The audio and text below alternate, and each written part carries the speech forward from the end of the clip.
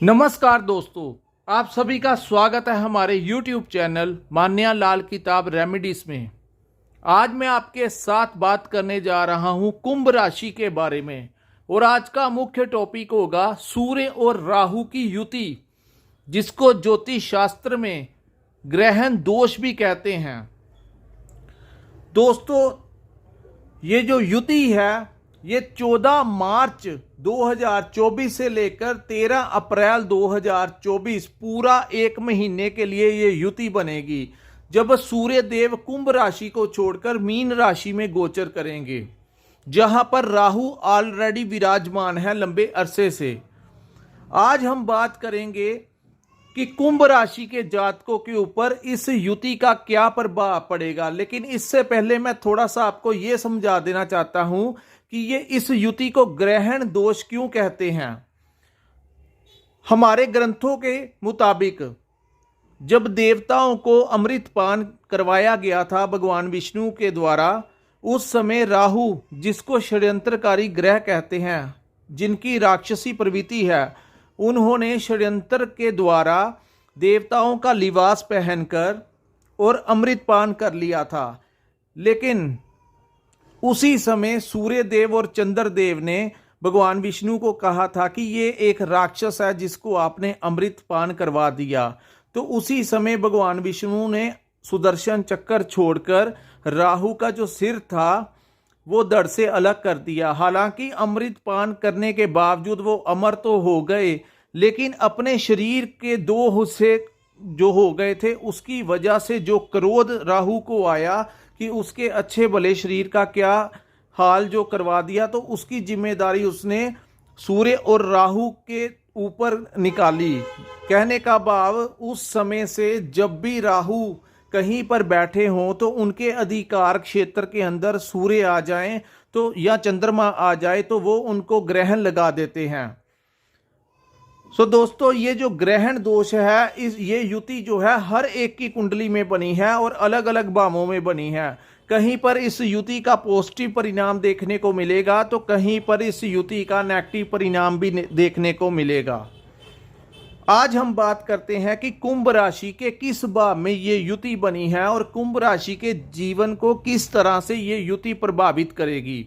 दोस्तों, कुंभ राशि जहां पर 11 नंबर लिखा है, ये आपकी चंद्र राशि है और इसी राशि के सेकंड हाउस, जिसको धन का भाव, सोर्स ऑफ इनकम का भाव और वाणी का भाव, हम क्या बात करते हैं उसका भाव भी कहा जाता है।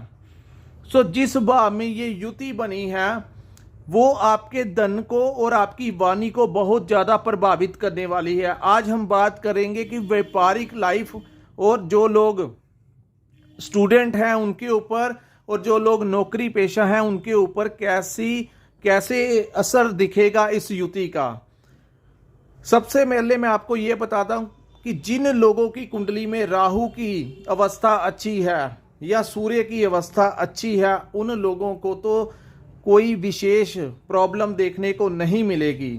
लेकिन इस युति में चाहे आपकी जो जैसी मर्जी कुंडली हो, लेकिन जिस भाव में ये युति बनी है, इसमें आपको मैं एक बात बता देना चाहता हूं कि इस समय विशेषकर आप अपनी आंखों के प्रति सावधान रहिए। सिर के ऊपर कहीं चोट ना लग जाए, सो इसके ऊपर सावधान रहना। दोस्तों, आज की वीडियो में मैं आपको ये बताऊंगा अंत में कि आपने क्या सावधानियां रखनी है और क्या जो है आपने उपाय करना है, जिसके द्वारा आपके ऊपर इस ग्रहण युति का दुष्प्रभाव जो पड़ेगा वो आपको ज़्यादा अफेक्ट नहीं करेगा। क्योंकि एंड में मैं एक ऐसा रामबाण उपाय बताऊंगा, बिना स्किप किए ये वीडियो आप जरूर देखिए और पॉइंट टू पॉइंट मैं आपको बताऊंगा कि इस युति से आपके ऊपर कैसा प्रभाव रहने वाला है। दोस्तों, बात करते हैं। जैसे ही आपके धन भाव के अंदर राहु आए हुए थे, जैसे ही 14 मार्च का समय आएगा तो सूर्य देव उस भाव में आ जाएंगे। दोस्तों, कोई बहुत बड़ी इन्वेस्टमेंट करने से इस समय आपने बचाव रखना है। किसी भी प्रकार का आपने कोई शेयर मार्केट में पैसे नहीं लगाने या किसी भी तरीके से आपने कोई बहुत बड़ा बिजनेस में इन्वेस्टमेंट नहीं करनी। इस समय आपने जो व्यापार कर रहे हैं, छोटा मोटा चेंज आप कर सकते हैं, लेकिन कोई बहुत बड़ा चेंज जो है वो आपने नहीं करना। वहीं हम बात कर देंगे, क्योंकि सीधी दृष्टि एक यहाँ पर पड़ेगी, तो इसको आप कहते हैं रोग, ऋण और शत्रु का भाव। सो दोस्तों, कोई ना कोई हेल्थ के प्रति आपने अपनी हेल्थ के प्रति थोड़ा सा अवेयर रहना है।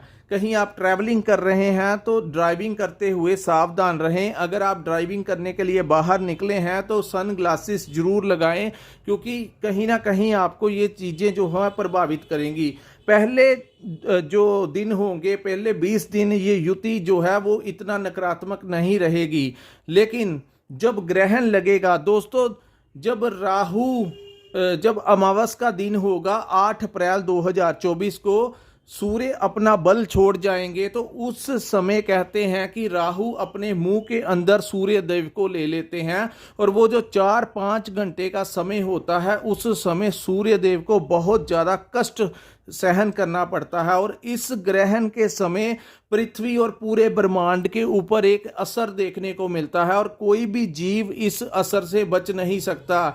कुछ लोगों के साथ उस समय अच्छा होता है, लेकिन कुछ लोगों के साथ बुरा भी हो सकता है। इसीलिए जब ग्रहण का पीरियड होता है तो कोई भी मांगलिक कार्य जो होता है वो नहीं करवाया जाता। और दूसरी बात, किसी भी प्रकार से आपने उस समय कोई बहुत बड़ा चेंज नहीं करना। अगर आपका कोई डॉक्यूमेंट्स के ऊपर आपने साइन करने हैं तो सोच समझ कर डॉक्यूमेंट्स के ऊपर साइन कीजिएगा, अन्यथा प्रॉब्लम होगी। और वहीं मैं आपको बात करता हूं, जो लोग नौकरी करते हैं वहां पर आप अपने बॉस के साथ किसी भी प्रकार की अगर आपको अनबन होती भी है तो वहां पर आपने कोई ज़्यादा रिस्पॉन्स नहीं करना, एक्शन का रिएक्शन उसी टाइम पे नहीं देना। दोस्तों, जिस भाव में ये युति है ये आपकी वाणी को प्रभावित करेगी, क्योंकि एक रोशनी है और दूसरा धुआं है। मैं आपको बता देना चाहता हूँ, सूर्य देव जो होते हैं वो प्रकाश होता है, एक रोशनी होती है। समाज में हमारा क्या इज्जत मान है वो सूर्य से संबंधित होता है। अगर आपकी कुंडली में सूर्य की अवस्था अच्छी है तो आपकी सोसाइटी में बहुत अच्छी छवि होती है, लोग आपकी इज्जत मान करते हैं। सूर्य को पिता का कारक भी कहा गया है।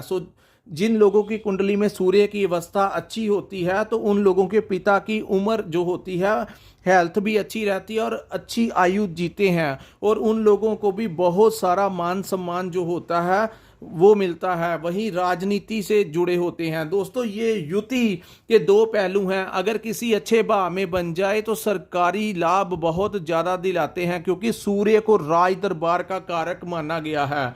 अगर कहीं उच्च दोनों ही किसी अच्छे भाव में बन जाए तो बड़े बड़े जो ऑफिसर्स होते हैं उनकी कुंडलियों में ये योग देखने को मिला है। सो वहां पर ये दोष खत्म हो जाता है और ये योग बन जाता है, यानी कि विष खत्म हो जाता है और ये अमृत का काम करते हैं।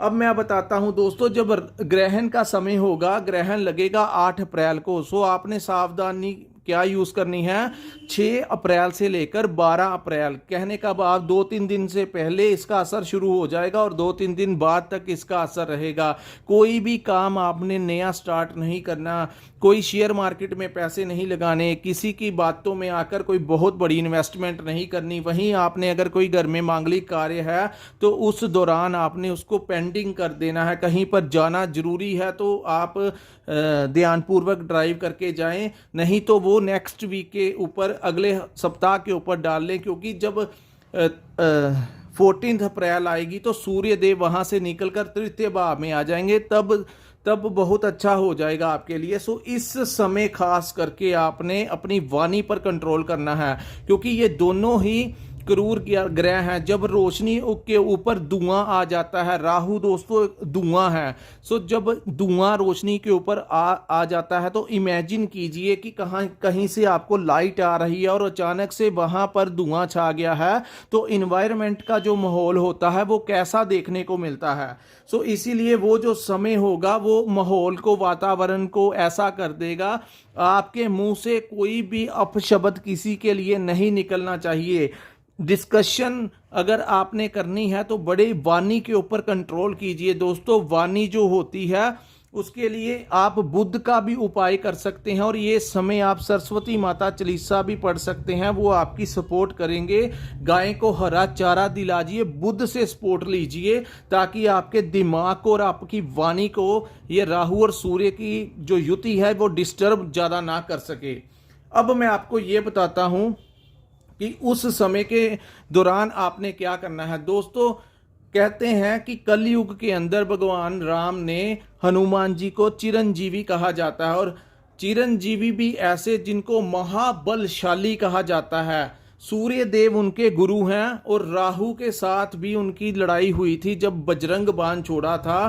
तो कहते हैं कि नव ग्रहों में से अगर आपकी कुंडली में कोई भी ग्रह, शनि, राहु, केतु, मंगल, सूर्य, कोई भी ग्रह अगर आपको कष्ट दे रहा है तो जो लोग हनुमान चालीसा का जाप करते हैं उन लोगों के ऊपर वो ग्रह जो होते हैं वो इतना असर नहीं डाल सकते। तो मैं कहना चाहता हूँ रामबाण उपाय यही होगा कि इस पूरे महीने कुंभ राशि के जातक हनुमान जी की चरणों में जाकर हनुमान चालीसा का जाप करें। एक बार जाप पूर्ण नहीं होगा दोस्तों, कम से कम इसकी संख्या 7 या 11 बार कम से कम रखें। और अगर आपको लगता है कि कहीं कुछ नकारात्मक होने वाला है, क्योंकि कई बार सिक्स्थ सेंस जो होती है वो बहुत कुछ बता जाती है, अगर आपको लगता है कि कुछ नेगेटिव होने वाला है या होने के संकेत आपको मिल रहे हैं, कुछ गड़बड़ होने के संकेत मिल रहे हैं, चाहे वो हेल्थ के लिए हो, चाहे धन के लिए हो, चाहे किसी भी प्रकार से आपके ऊपर लग रहा हो, तो आपने दोस्तों बजरंग बाण की मदद लेनी है। बजरंग बाण उस समय पढ़ना है जब अगर आपको कुछ आपको नेगेटिव लग रहा है। वो एक ऐसा बजरंग बाण, एक ऐसा बाण है जो आपके लिए बहुत जबरदस्त औषधि का काम करेगा। सो दोस्तों, ये था कुंभ राशि के ऊपर राहु और सूर्य की युति का प्रभाव। आपने ये जो समय है वो अवॉइड करना है, क्योंकि ऑलरेडी आप जो हैं वो साढ़े साथी से गुजर रहे हैं। सो साढ़े साथी से जिन लोगों के कुंडली में शनि का प्रभाव खराब है उन लोगों को ज़्यादा परेशानी आ सकती है। लेकिन यहाँ पर हम शनि देव की बात नहीं कर रहे। ये युति जिस भाव में बनी है, इस भाव में आप लोगों ने थोड़ा ज़्यादा अपने आप के ऊपर अपनी सेफ्टी रखनी है और प्रिकॉशंस यूज़ करने हैं। दोस्तों, जब बारिश हो रही हो तो जब हम छाता यूज़ करें तो हम काफ़ी हद तक पानी से बच जाते हैं, लेकिन हम अगर छाता यूज़ ना करें तो पूरा पानी जो होता है वो हमारे पूरे शरीर के ऊपर पड़ता है। सो आपने उस पानी को अपने ऊपर नहीं पड़ने देना, इस नेगेटिव एनर्जी को अपने ऊपर नहीं पड़ने देना। सो दोस्तों, कैसी लगी आपको ये हमारी वीडियो, हमारा जो विश्लेषण? अगर आपको हमारी ये वीडियो अच्छी लगी हो तो हमारे चैनल को लाइक और सब्सक्राइब करना ना भूलिए। अगर आपने अपनी कुंडली का विश्लेषण करवाना होगा तो स्क्रीन के ऊपर एक नंबर शो हो रहा होगा, वहां पर आप संपर्क करके अपनी कुंडली का पूर्ण विश्लेषण करवा सकते हैं। दोस्तों, नीचे कमेंट बॉक्स में ज़रूर हमें कमेंट करके बताइए, और ताकि जब आप हमको कमेंट करते हैं, हमारी वीडियो देखते हैं, लाइक करते हैं, कमेंट करते हैं, तो हमें भी एक इंस्पिरेशन मिलता है और उस खुशी के कारण हम आपके लिए नई से नई जानकारी जो है वो आप तक पहुंचाते हैं। सो दोस्तों, यहीं पे हम अपनी वीडियो को विराम लगाते हैं। नमस्कार, जय माता दी।